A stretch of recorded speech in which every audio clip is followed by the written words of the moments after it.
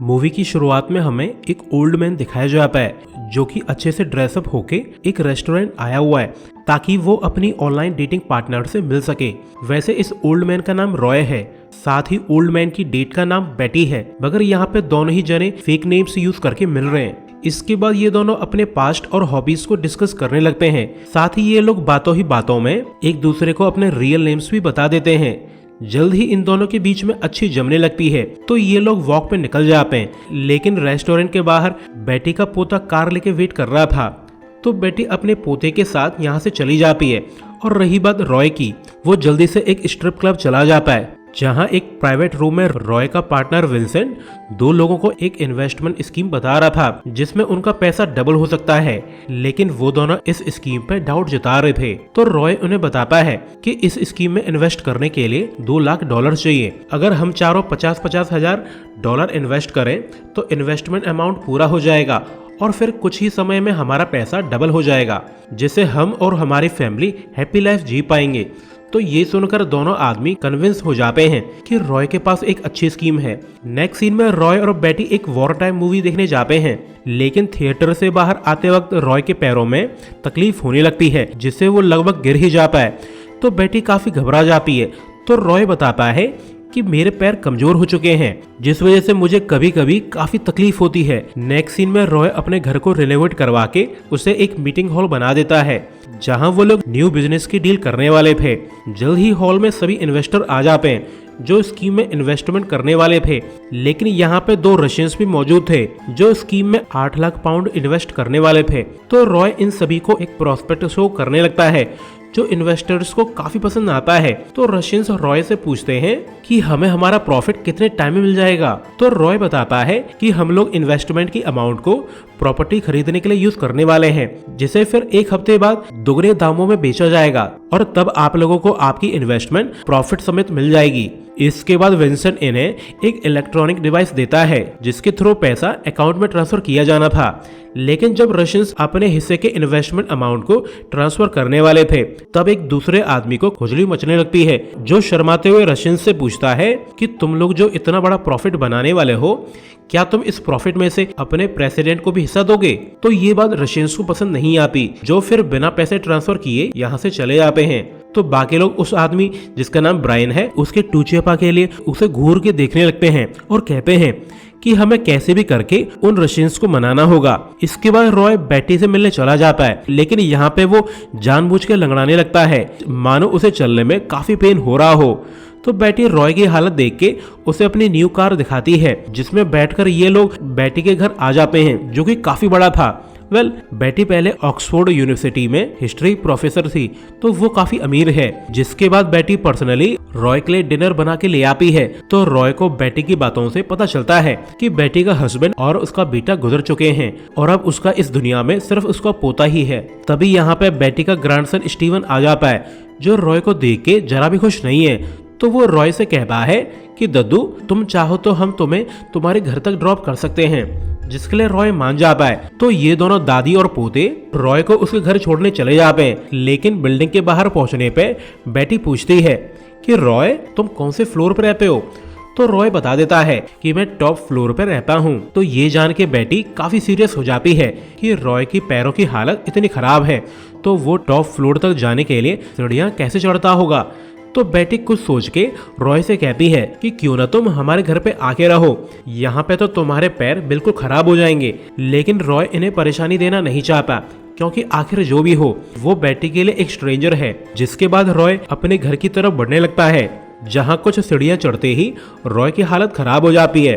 तो ये देख के बेटी सीरियस हो जाती है और फिर वो रॉय को अपने घर ले आती है ताकि रॉय यहाँ पे रिकवर हो सके। मगर उसे अंदाजा है कि रॉय एक कोन आर्टिस्ट है जो बस पैर में इंजरी होने का नाटक कर रहा है। नेक्स्ट मॉर्निंग जब रॉय कॉफी पी रहा होता है तब वो नोटिस करता है कि एक आदमी उसकी तरफ देख रहा है, मगर रॉय कुछ कर पाता उससे पहले ही वो आदमी यहाँ से चला जाता है। और अब रॉय को क्लियर नहीं है कि वो आदमी बेटी के घर पे नजर रख रहा है या वो रॉय पे नजर रख रहा है।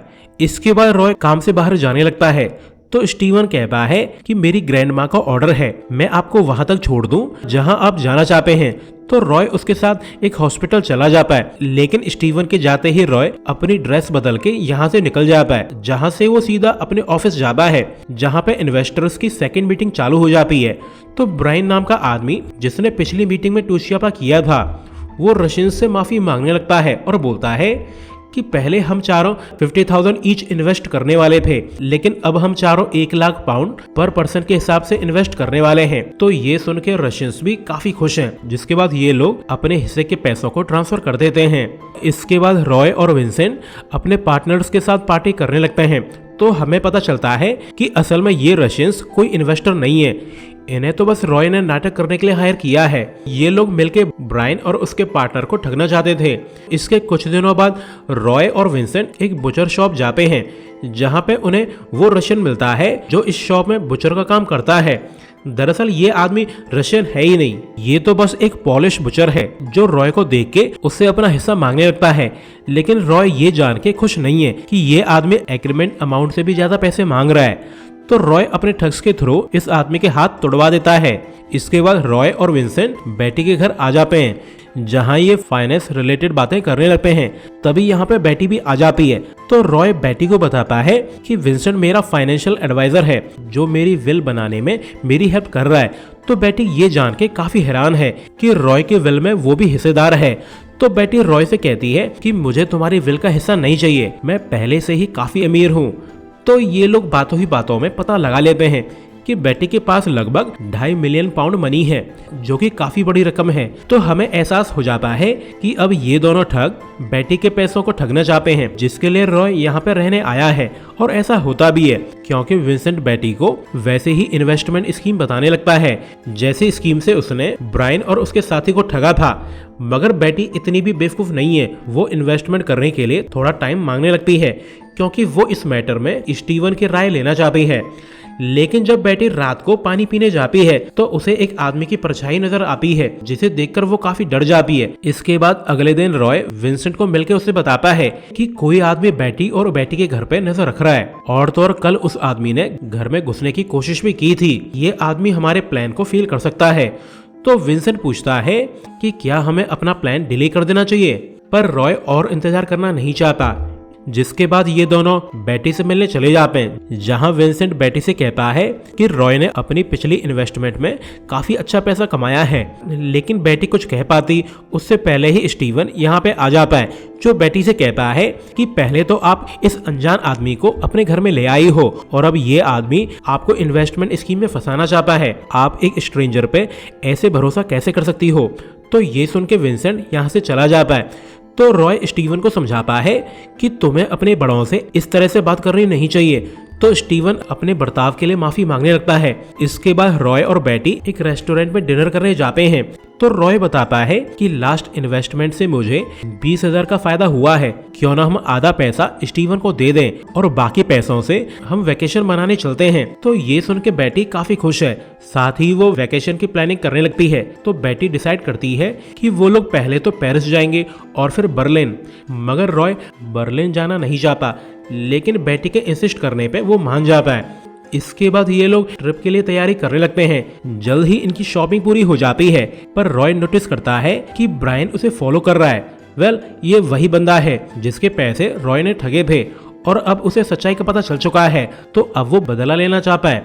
तो रॉय कुछ सोच के बेटी को एक जगह पे भेज देता है, और वो खुद स्टेशन की तरफ निकल जाता है, जहां ब्रायन भी उसे फॉलो कर रहा था। तो रॉय ब्रायन को ट्रेन के सामने धकेल देता है, जिससे ब्रायन मारा जाता है। यानी ये रॉय तो एक रूथलेस क्रिमिनल है जो बिना रहम के किसी को भी मार सकता है। इसके बाद रॉय बेटी के पास लौट आता है, जहां ये डिसाइड करते हैं कि वो अगले दिन ही वैकेशन पे जाने वाले हैं।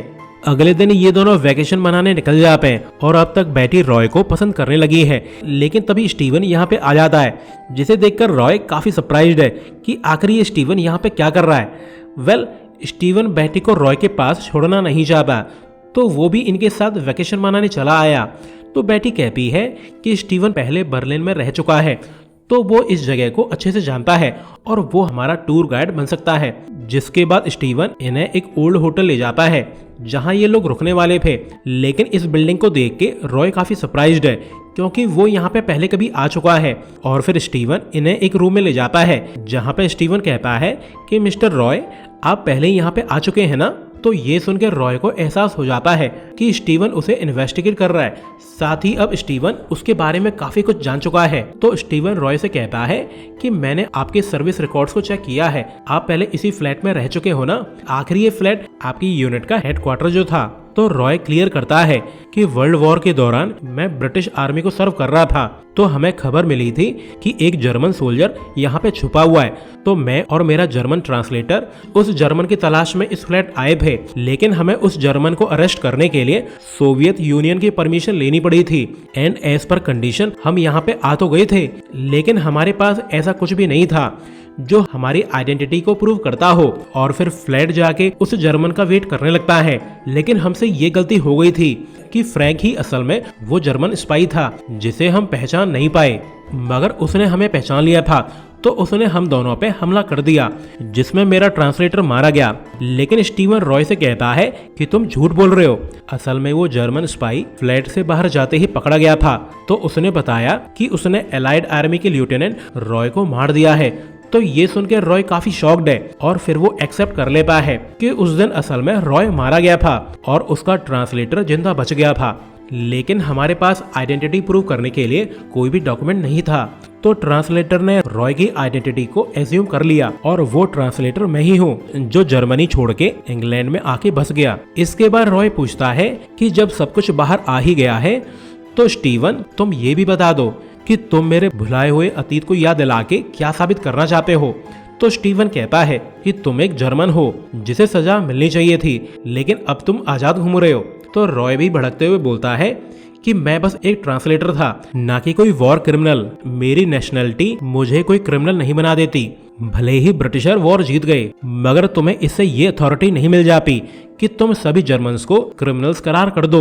लेकिन स्टीवन जब रॉय की बात काटने की कोशिश करता है तो बेटी भड़क जाती है और कहती है कि स्टीवन ज्यादा बॉस बनने की जरूरत नहीं है, मैं अपनी लाइफ के फैसले खुद ले सकती हूँ, तुम मेरे दोस्त को ऐसे शर्मिंदा नहीं कर सकते।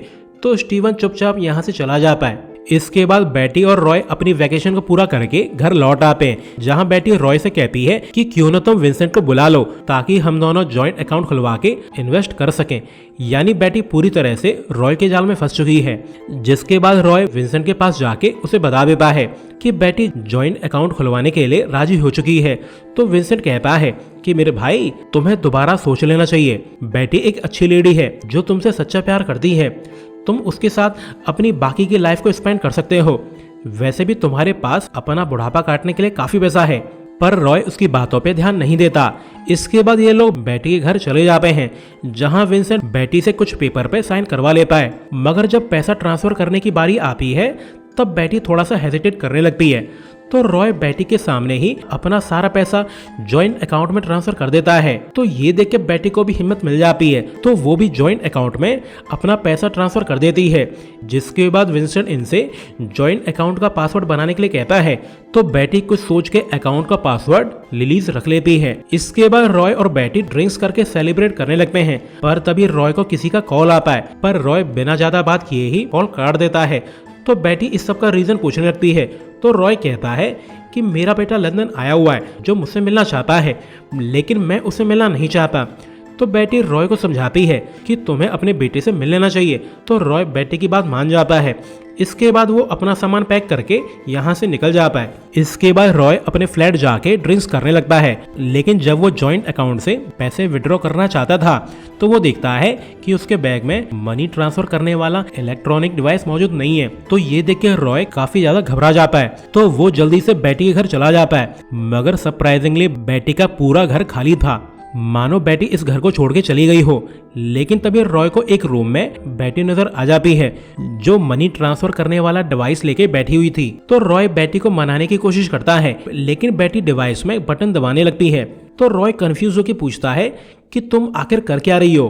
तो बेटी कहती है कि मैंने जॉइंट अकाउंट में लॉगिन कर रखा है और जब जब तुम झूठ बोलोगे तब तब मैं अकाउंट में से 50,000 पाउंड विड्रॉ कर लूंगी, जो सीधा मेरे पर्सनल अकाउंट में जाके डिपॉजिट हो रहा है। तो ये जान के रॉय घबरा जाता है। साथ ही वो बेटी को सारा सच बता देता है कि मैं तुम्हें ठगना चाहता था, इसीलिए मैंने ये सब नाटक किया था। लेकिन बेटी तुम हो कौन और तुम मेरे साथ ऐसा क्यों कर रही हो? तो बेटी कहती है कि रॉय, हम दोनों एक दूसरे को अच्छे से जानते हैं और हमारा रिश्ता वर्षों पुराना है। तो रॉय को याद आ जाता है कि लगभग 60 साल पहले जब वो जर्मनी में था, तब वो लिली नाम की लड़की को इंग्लिश का ट्यूशन देता था। तो उसे एहसास हो जाता है कि बेटी वही लड़की है जिसे वो ट्यूशन देता था। तो जब एक दिन रॉय लिली को पढ़ाने गया था, तब वो देखता है कि लिली की सिस्टर म्यूजिक के साथ डांस कर रही है। तो वो भी डांस करने लगता है, जिस वजह से वो लिली की सिस्टर को किस करने की कोशिश करता है, लेकिन वो लड़की रॉय को वहां से भगा देती है, जिससे रॉय काफी गुस्सा हो जाता है। तो जब ट्यूशन पढ़ाने का नंबर आता है, तब रॉय लिली का रेप कर देता है, जिससे लिली बहुत दुखी है क्योंकि वो तो रॉय से सच्चा प्यार करने लगी थी। इसके बाद बेटी कहती है कि रॉय, इतना ही काफी नहीं था, तुमने मेरे पिता पे झूठे इल्जाम लगा दिए, जिससे मेरे पिता को देशद्रोही करार कर दिया गया, साथ ही उन्हें सजाए मौत सुना दी गई। तो मेरी माँ उस इंसिडेंट के सदमे को बर्दाश्त नहीं कर पाई और वो गुजर गई, और तो और मेरी बहन भी एयर स्ट्राइक में मारी गई। रॉय, तुमने मेरे अच्छे खासे परिवार को बर्बाद कर दिया। तो रॉय बहाने बनाने लगता है कि मैंने वो सब अनजाने में किया था। तो बेटी गुस्से में मनी विड्रॉ करने लगती है। तो रॉय कबूल कर लेता है कि उसने सारे क्राइम्स किए थे। तो बेटी रॉय को बताती है कि मैंने तुम्हारा कन्फेशन रिकॉर्ड कर लिया है। वैसे मैंने तुम्हारे जाते ही सारे पैसे निकाल लिए थे, जिसमें विंसेंट ने मेरी मदद की थी। वैसे स्टीवन मेरा पोता नहीं है, बल्कि मेरा पोता तो वो लड़का है जो अक्सर तुम पे नजर रखा करता था। तो रॉय पूछता है कि इतने साल बाद तुम ये सब क्यों कर रही हो? तो बेटी कहती है कि तुमने 60 साल पहले मुझे बर्बाद किया था और अब मुझे मौका मिला है, तो मैंने तुम्हारे साथ वैसा ही किया जिसके तुम हकदार हो। तो रॉय गुस्से में बेटी पे हमला कर देता है, लेकिन तभी यहाँ पे वो बुचर और ब्रायन का साथी आ जाता है, जिन्हें रॉय ने धोखा दिया था। बेटी ने ही इन्हें बुलाया है ताकि वो रॉय से बदला ले सकें। नेक्स्ट सीन में हम देखते हैं कि इन्वेस्टर्स ने रॉय को मार पीट के टेढ़ा मेढ़ा कर दिया है, साथ ही अब उसकी बॉडी पैरालाइज हो चुकी है। वहीं बेटी अपनी फैमिली को मस्त पार्टी दे रही थी क्योंकि वो अपना रिवेंज पाके काफी खुश है। और इसी सीन के साथ ये मूवी एंड हो जाती है। सो अभी के लिए goodbye, thanks for watching.